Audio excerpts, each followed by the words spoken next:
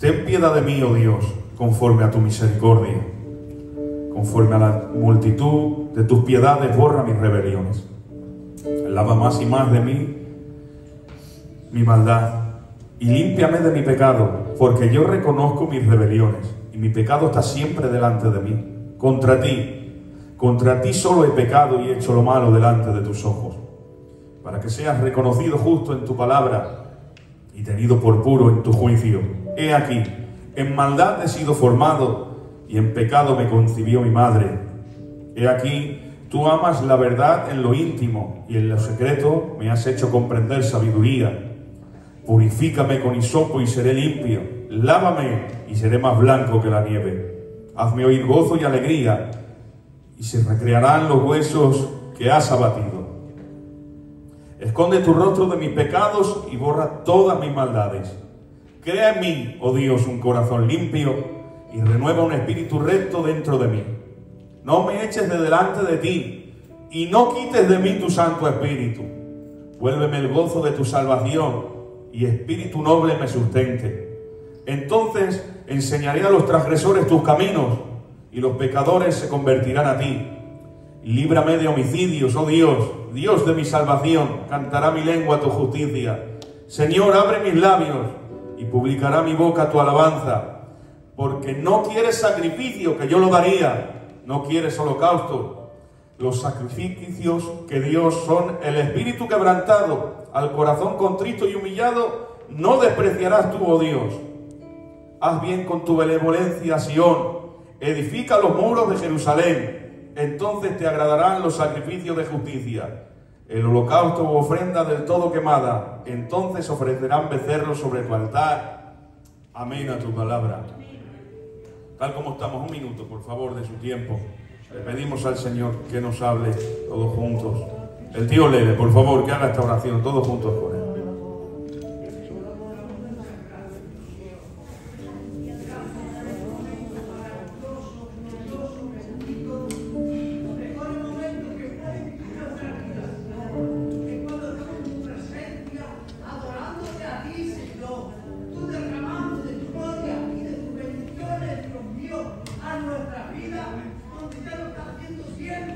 Amén, amén, amén. Háblanos, Jesús. Pero en nuestra vida esperamos más en ti, supiendo, Señor, que tú tienes más para nuestra vida. Amén. Dios mío, es a través de tu siervo y a través de tu palabra. Dios, te ruego en este día tu palabra llegue a nuestros corazones, Dios mío, y nos haga el bien. En este día nuestra vida necesita, porque Dios tiene en este día nos lo pasará. Gracias en el nombre de Jesús. Amén. Amén. Aleluya. Fuertes aplausos para el Señor, para su palabra.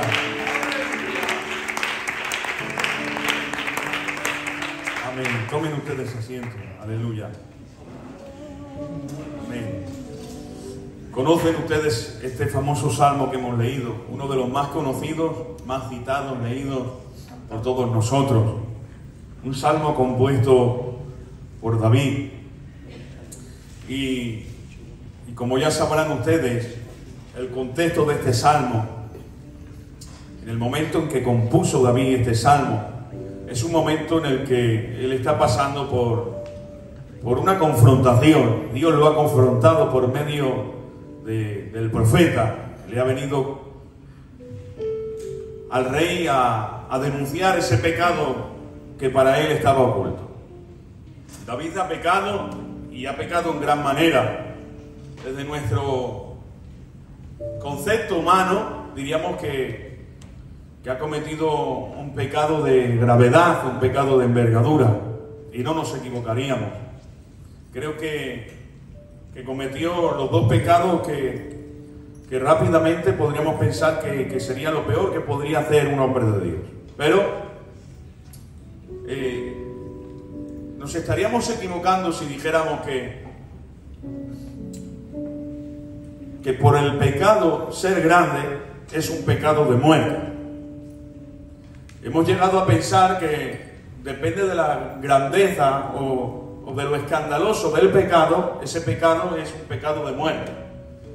Que por ejemplo, robar no es un pecado de muerte, pero matar es un pecado de muerte.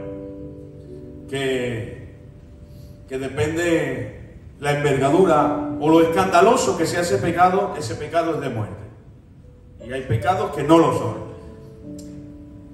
Quebrantar la ley, quebrantar un mandamiento, enseña la Escritura que el que transgrede un mandamiento, transgresor es de toda la ley. Por lo tanto, ante los ojos de Dios, simplemente no ve un ladrón o un homicida, sino un pecador. Luego, ¿qué es un pecado de muerte? El pecado de muerte no es un pecado escandaloso o de envergadura desde el concepto humano. El pecado de muerte es un pecado que se practica. Porque el que practica pecado engendra y da luz muerte. ¿Cuál es un pecado de muerte? El que causa la muerte espiritual. ¿Y qué causa la muerte espiritual? El pecado que se practica. Eso es un pecado de muerte. Un pecado practicado del cual no te arrepientes. Por lo tanto, nosotros diríamos enseguida, si David hizo lo que hizo, cometió un pecado de muerte, cometió un pecado muy grave, el cual tuvo consecuencias y del cual se tenía que arrepentir. Pero nosotros pensamos, este ha cometido un pecado de muerte y este no. Perdonad, ¿hay alguien que haya podido cometer un pecado el cual haya retumbado en los oídos y en la conciencia de todos los que nos hemos enterado? Y nos ha conmocionado y hemos dicho, ¿qué pecado más grave? Y todos nos hemos escandalizado y nos hemos echado manos a la cabeza. Pero cuidado, que a veces el que se echa manos a la cabeza está practicando un pecado, el cual no es de tanta repercusión, esa es la palabra, de tanta repercusión o de tanta envergadura, o que se comente tanto, incluso más digo, el que se echa manos a la cabeza está cometiendo un pecado que quizás es a diario o con el cual convive, pero claro, es un pecado que está en su corazón, que es oculto, y él se echa manos a la cabeza y dice, ¿cómo que tal persona ha hecho esto? Vaya hombre, muy mal lo que ha hecho, y empieza a juzgarlo y a señalarlo y a decir que tal persona ni siquiera habría conocido al Señor, pero quizás esa persona es un cristiano que ha cometido una transgresión, que ha tropezado, que ha caído, que ha sido tentado y que en un momento de debilidad ha sucumbido hacia el pecado, pero era una persona que no estaba practicando pecado, sino una persona que pecó. Tenemos que aprender a diferenciar, pues Dios no nos reconoce por el pecado que hayamos cometido. Nosotros pecamos una vez, alguien roba y le llamamos ladrón, pero realmente hay personas que no se dedican al robo. El ladrón sería el que se dedica al robo, no alguien que un día robó. Ese es alguien que un día cometió un error, pero nosotros enseguida lo señalamos, nosotros enseguida lo juzgamos y nosotros enseguida nos echamos manos a la cabeza. Y claro que está mal, y claro que hay que arrepentirse, pero yo tengo que examinarme a mí mismo. Ese ha cometido tal cosa, llegó la Navidad y pecó, se emborrachó con el debido respeto y me echo manos a la cabeza, cuando yo vivo todo el año en orgullo y en soberbia y en vanidad, y dentro de mi corazón hay odio o rencor, y no justifico el pecado de uno con el otro. Lo que tenemos que examinarnos a nosotros mismos antes de señalar a nadie, y entender que quizá ese se tropezó, pero que yo, consciente de mi pecado, no quiero cambiar y convivo con él, pero como es un pecado oculto el cual tapo con mi religiosidad, me atrevo a venir al culto con el pecho hinchado a señalar a todo el mundo que Dios tenga compasión de nosotros, que la tiene. No soy nadie para señalar a nadie. El que esté libre de pecado, que tire la primera piedra. Vamos a arrepentirnos, vamos a humillarnos, vamos a clamar a Dios. De eso se trata. David pecó, y ya lo dije en cierta ocasión. Mirad qué detalle. David pecó, pero hasta que el profeta no le denuncia el pecado no se arrepiente. Menos mal que vino el profeta, trajo la palabra lo descubrió y luego él se arrepintió. De ahí la importancia para los que dicen que el culto no es necesario. El culto nos salva. ¿Dónde estaríamos nosotros si no fuera por el culto? Si es que me sabe mal. Es que el culto, es que el mensaje devocional, es que ahora nos ha dado por decir, algunos dicen que la Reina Valera, si no fuera por la Reina Valera, ¿dónde estaría? Es que el mensaje devocional, si no fuera por el mensaje devocional, aquellos que nos predicaron el mensaje de salvación que no sabían ni leer, ¿qué esperábamos? ¿Un mensaje doctrinal? No sabían de doctrina, pero ¡ay, padre! ¡Qué cosa! Sin saber de doctrina nunca se desviaron de la doctrina y levantaron un fundamento en medio de Filadelfia con la obra que me atrevo a decir, perdonadme, y no es orgullo ni vanidad, no es pasión porque yo pertenezca a esta obra. Pocas obras hay con tanto contenido y tanta base doctrinal. Errores muchos, pero señores, es que en su ignorancia, siendo analfabetos y sin saber leer, el Espíritu, como dijera Pablo, cuando yo fui donde Pedro, nada nuevo me dijeron, pero ¿quién te la ha enseñado? Pero Emiliano, Castro, tío Jaime, que estáis con el Señor, ¿quién os enseñó la doctrina? El Espíritu Santo de rodillas nos guiaba toda la verdad.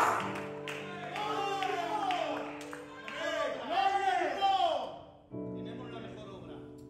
Que Dios bendiga nuestra obra. Amén. Que no me cambie por nadie. Que eres mejor, no, pero no me cambie palabra. Nunca, no sé por qué digo esto, porque no iba a ver el mensaje. Nunca Filadelfia ha sido un neopentecostal. Hemos sido pentecostales que en nuestra ignorancia nos hemos emocionado un poquito porque va con nuestra cultura. Pero nunca declaremos, nunca decretemos, nunca enseñemos la confesión positiva. Nunca empecemos a enseñar a la gente con misticismo, errores, emociones, sí, pero nunca fuimos gente que predicara un evangelio de prosperidad, no.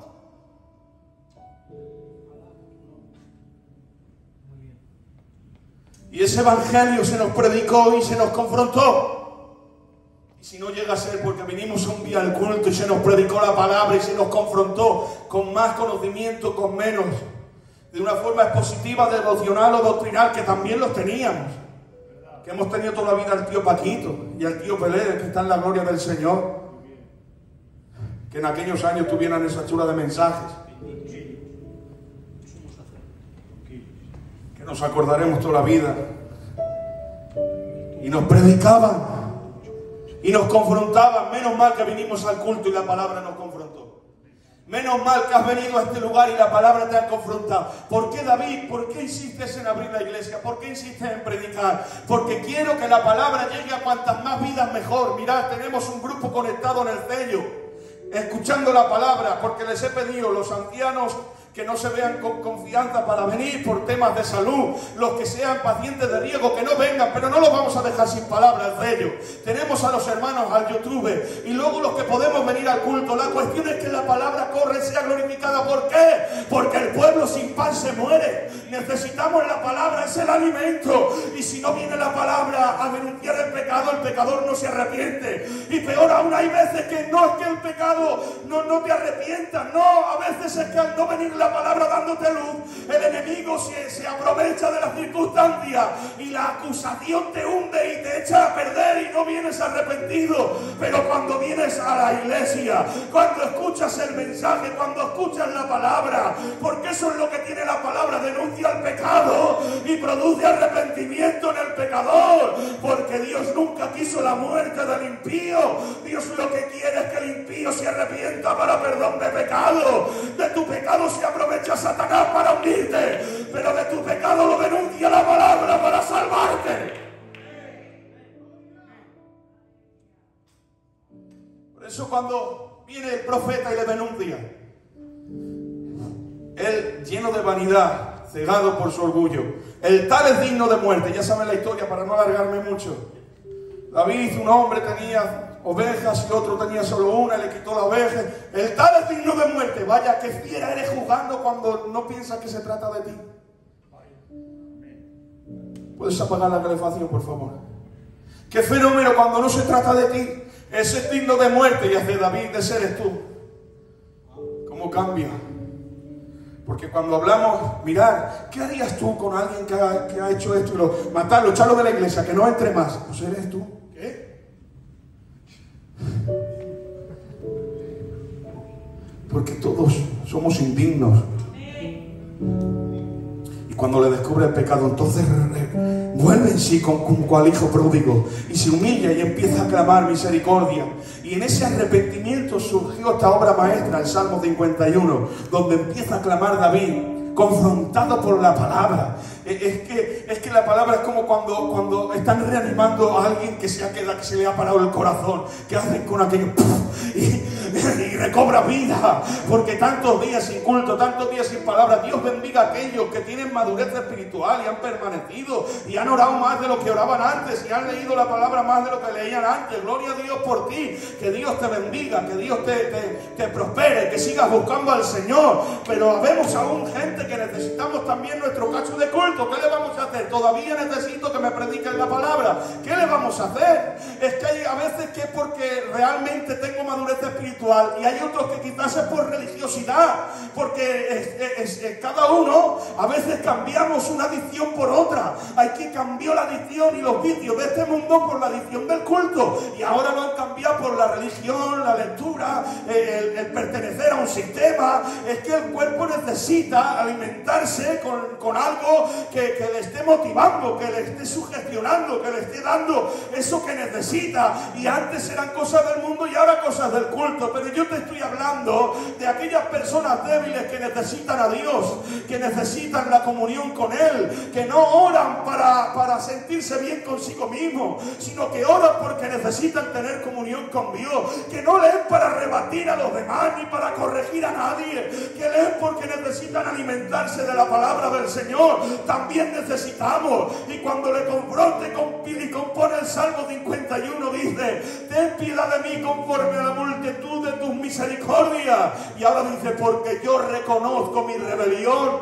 Y se da cuenta: contra ti solo he pecado y he hecho lo malo delante de tus ojos. Purifícame con hisopo y seré más blanco que la nieve. Si mis pecados fueran como la grana, como la lana serán emblanquecidos. Está diciendo: mis pecados son oscuros, mis pecados son grandes. La mancha de mi pecado no es pequeña, pero si mi pecado es grande, más grande es tu misericordia. No apartes de mí tu Santo Espíritu, porque yo reconozco, de eso se trata, de reconocer que Dios no ha venido a decirte si estás orgulloso de tu pecado, sino si reconoces que has pecado. Luego, si lo reconoces, la pregunta es: ¿te arrepientes?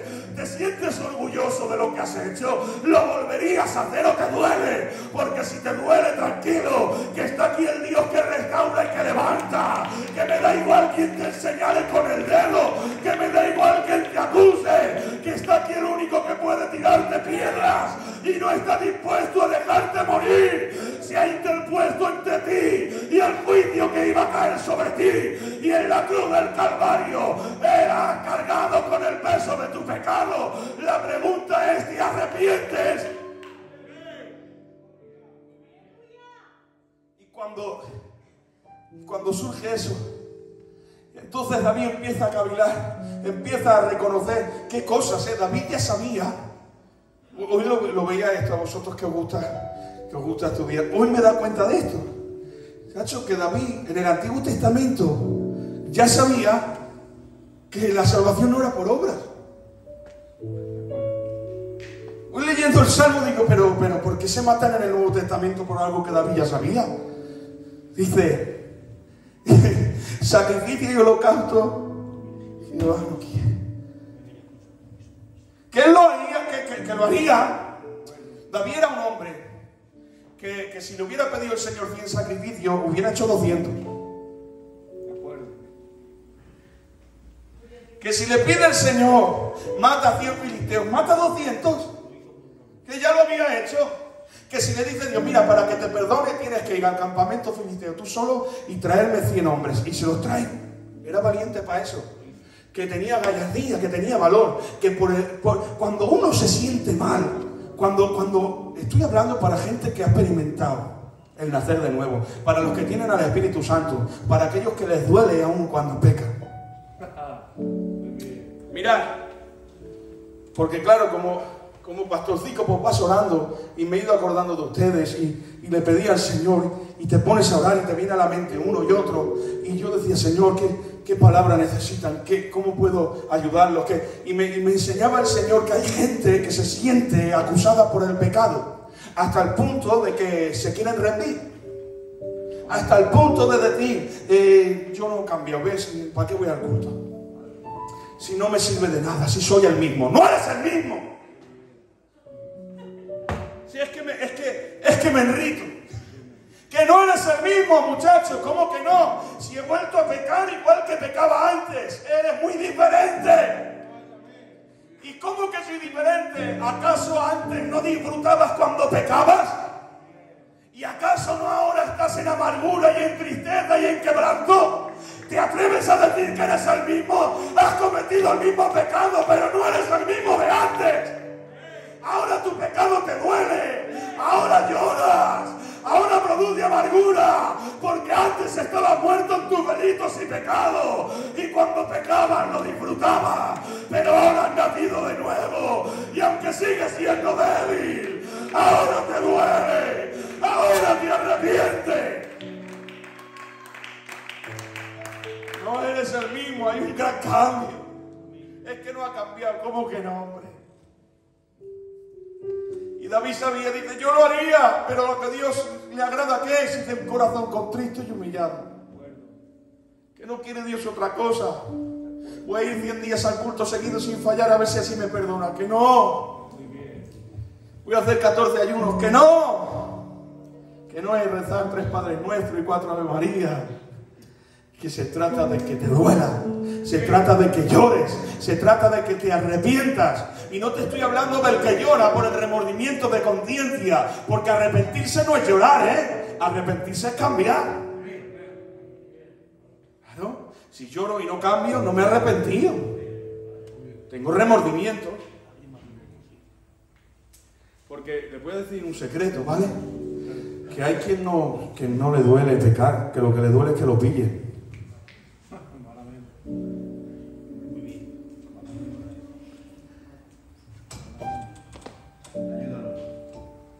Pero Dios es tan bueno que aunque David pecó y no se arrepintió hasta que lo descubrieron, cuando lo descubre se arrepintió de corazón y Dios lo perdona. Lo maduro por su parte hubiera sido que sin necesidad de que nadie me descubra, yo vaya ante Dios y le pida perdón y le diga cámbiame. Sería un arrepentimiento de alguien que madura. Luego el inmaduro que está alejado de Dios, que ni siente ni padece, necesita que Dios venga y lo confronte, porque Dios no avergüenza, Dios confronta, y cuando te confronta entonces recapacites, vuelvas en sí y te arrepientas de corazón. Porque hay quien llora no por su pecado, sino por las consecuencias del mismo. No lloro porque me duela haber pecado, lloro porque ahora mi mujer me va a dejar.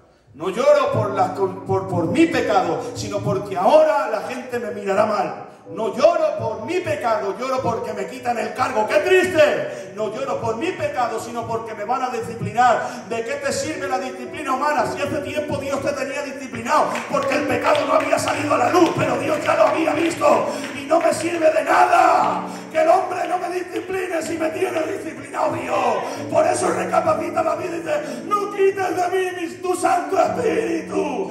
Ay, Padre, ¿cuál fue la diferencia entre David y Saúl? Si Saúl pecó mucho menos y le quitó el reino, ¿por qué a Saúl le quitas el reino y a David no? ¿Cuál es la diferencia? Es que cuando viene Samuel, donde está Saúl, le dice, Saúl, ¿qué has hecho? Y hace, ¿qué he hecho? ¿Qué es ese sonido que escucho? ¿Qué has guardado? Que no le has quitado la vida al rey. Y dice Saúl, ¿qué nombre? Que lo guardas para hacer sacrificio a Jehová. Vaya hombre, ¿le quieres vender la moto a Dios? ¿Qué quieres tapar tus obras de iniquidad y de desobediencia, ocultándolas bajo un manto de justicia, queriendo hacer ver que era algo santo? David, déjate de rollo. Saúl, que sabemos que lo que estás haciendo no está bien, que lo has hecho para quedarte tú el ganado, que lo has hecho porque eres un pecador, pero en sí el pecado no es tan grave. Lo grave es que no quieres reconocerlo, que no te estás arrepintiendo. Eso es lo grave, que no hay en ti un dolor de alguien que ha pecado, que quieres ocultar tu pecado, y el que oculta pecado no prosperará jamás. pero el que lo confiesa y se aparta de él, alcanza misericordia. Y le dice Samuel, como pecado de idolatría y de adivinación. Estaba comparando, los adivinos aún los habías echado, estaban escondidos. ¿Os acordáis de la divina de Endor? Era la única que quedaba, porque Saúl dijo de quitarles la vida y salieron huyendo. Y le dijo, eres digno de que te quiten la vida, porque lo que estás haciendo tú es tan malo como lo que hacían los adivinos. Los puso a la altura de la brujería, de la idolatría. ¿Por qué? Porque eres alguien que no quiere reconocer su pecado. Y mirad lo que dice. Dice Saúl, un rey delante del pueblo. Pero hombre, te ha confrontado el profeta y tú solamente te preocupes porque te honre. Esa fue la gran diferencia. Aunque David, a ojos humanos, cometió un pecado mucho más escandaloso, David alcanzó misericordia y él no. ¿Por qué? Porque uno se arrepintió y el otro no. Esa es la gran diferencia. Si no le busques más. La gran diferencia no es la gravedad de tu pecado. La gran diferencia es el que quiere ocultar el pecado y el que se quiere arrepentir de él. Termino, ¿vale? Vamos a poner ese ejemplo bíblico. Así como esa es la diferencia entre Saúl y David, que uno sí quiso ocultar su pecado y el otro se arrepintió de él. También vemos la reacción de que Pedro ha traicionado a Jesús y le ha negado 3 veces, pero Judas lo ha vendido por 30 monedas de plata. ¿Quién hizo peor?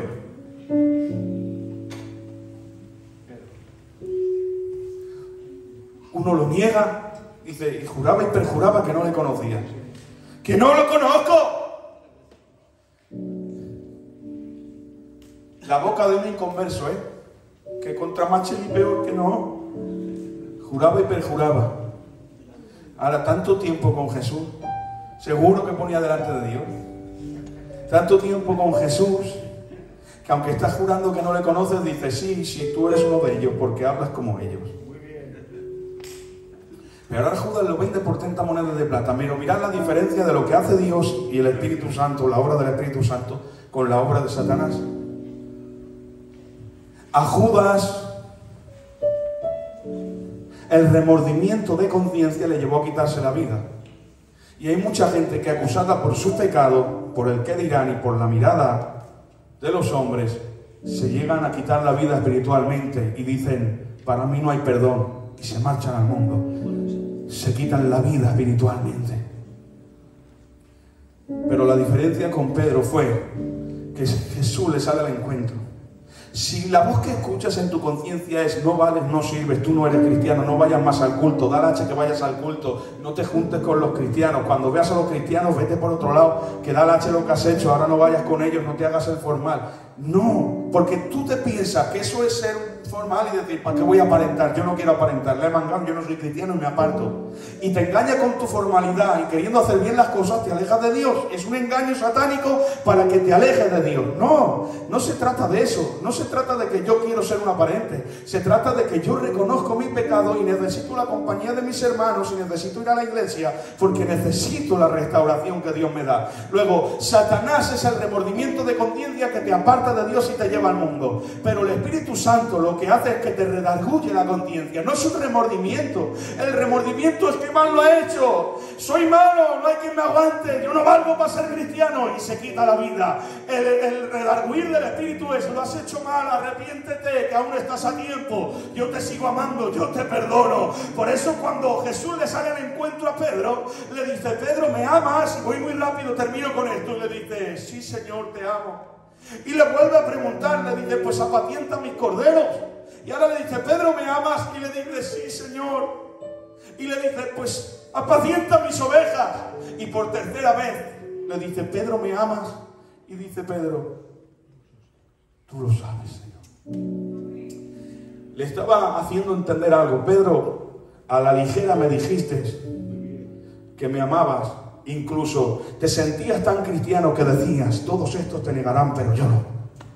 Porque yo soy más formal. Porque yo soy más cristiano. Porque le quitas del cargo, ya no viene más al culto. Pero yo no. Yo, aunque no cuentes conmigo, yo voy a venir al culto porque yo estoy muy convertido. No ningunees ni desprecies a nadie para darte tono tú. Todos estos te negarán, pero yo no. El primero, el peor. Y así como 3 veces le negó, yo no le conozco hasta 3 veces. Ahora el Señor le pregunta 3 veces, ¿me amas? No le ha preguntado 3 veces para avergonzarlo. Al preguntarle 3 veces, él recapacita y hace, así como 3 veces me negaste y todo el mundo lo oyó, ahora te he hecho que me digas 3 veces que me amas para que también todo el mundo sepa que me amas. No te estoy afrentando, ¿ves? ¿Por qué me has dicho 3 veces que me amas y me has negado 3 veces? Jesús no es así. Jesús es que ha escuchado a todo el mundo negarme 3 veces. Ahora quiero que todo el mundo escuche 3 veces cómo me amas. Y ahora te voy a enseñar algo. Pedro, ¿me amas? Sí, Señor. Pues apacienta mis corderos. Estaba diciendo, es hora de que hables menos y que hagas más. Si me amas, demuéstramelo. Pastorea mis corderos. Apacienta mis ovejas. ¿Me amas? Le estaba diciendo, Pedro, que no me importa, que yo ya sabía, que contaba con tu pecado, a ver si lo entiendes. Que yo ya sabía, que te avisé, Pedro, antes que el gallo cante, me negarás 3 veces. A ver si lo entiendes, que a Dios no le decepciona, que Él ya contaba con tu pecado. Le estaba diciendo, Pedro, que ya lo sabía, que el que lo tienes que superar eres tú, porque yo ya contaba con Él, no está más que superado, sabiéndolo morir por ti en la cruz. ¿O te piensas ahora, iglesia de la mina, que si Dios llega a saber lo que yo iba a hacer, igual no muere por mí en la cruz? Precisamente murió porque sabía que lo ibas a hacer, y era la única manera de salvarte. Que no le has decepcionado a Él, te has decepcionado a ti mismo, y ahora que entiendes que eres pecador, vas a aprender a depender de Él. La pregunta es, ¿te arrepientes? Me arrepiento. La segunda pregunta es, ¿me amas?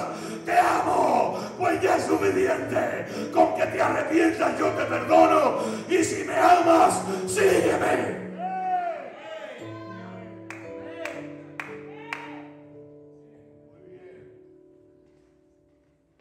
Señor, tú lo sabes, claro que lo sé. Eso es lo que importa. Si aún después de tus pecados me sigues amando.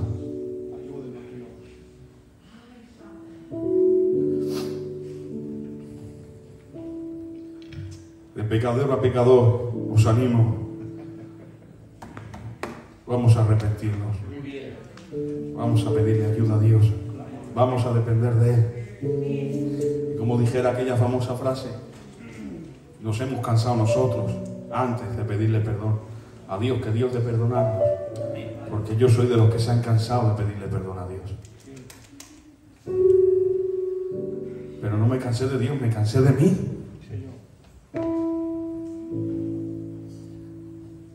Pero quiero que sepas que Dios no se ha cansado de ti, que te sigue amando. Cierra tus ojos, por favor, conmigo. Aleluya.